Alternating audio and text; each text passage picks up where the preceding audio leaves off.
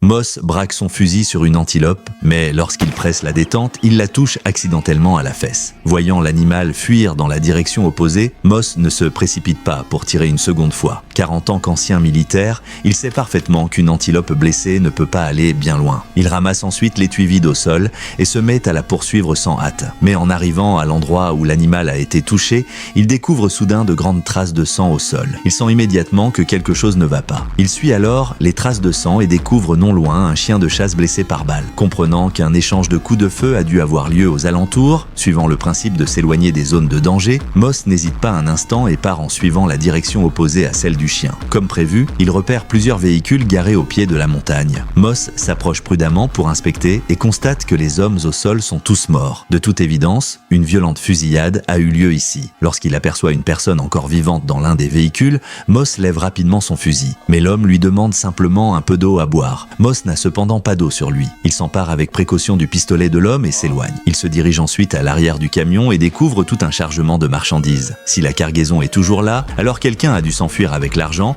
et est probablement grièvement blessé. Moss suppose que cette personne a dû chercher un endroit ombragé pour échapper à la chaleur. Effectivement, Moss ne tarde pas à apercevoir une silhouette sous un grand arbre non loin. Mais Moss ne se précipite pas pour aller voir. Il reste immobile à se baisser sur place pendant une demi-heure. Après s'être assuré que la silhouette ne bouge absolument pas, il s'approche alors lentement. En effet, l'homme a cessé de respirer. Voyant une valise noire à ses côtés, Moss l'ouvre par curiosité. À sa surprise, elle contient 2 millions de dollars. Bien qu'il comprenne que cet argent pourrait lui attirer des ennuis, il n'est pas question de laisser une telle somme. Sans dire un mot, il prend la valise et rentre chez lui. Mais en se couchant le soir, Moss ressent un sentiment d'inquiétude qui persiste. Il décide alors de remplir une gourde d'eau et retourne sur le lieu de la fusillade de la journée. Il constate alors que la vitre de la voiture est brisée. En ouvrant la portière, l'homme a été tué. Cela le met immédiatement en alerte. Il observe rapidement les alentours. L'instant d'après, il aperçoit plusieurs silhouettes masculines près de son propre véhicule. De toute évidence, il a été repéré. Voyant les hommes se diriger vers lui en voiture, Moss s'enfuit immédiatement dans la direction opposée,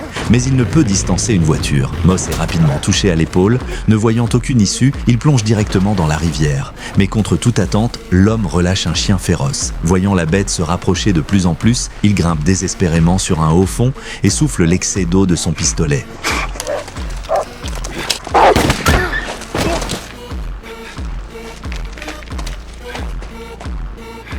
Dès le lendemain matin, Moss demande à sa femme de se rendre chez ses parents. Puis avec la valise d'argent, il s'installe dans un motel. Pour comprendre qui le traque, il cache la valise dans le conduit de ventilation de la chambre 137 et prend délibérément la chambre 138 voisine. Pendant ce temps, le tueur Chigurh a déjà découvert son identité et arrive rapidement au motel. Il enlève ses chaussures, s'approche en silence de la chambre 137 et brise la serrure d'un coup de feu. Puis il tire sur l'occupant.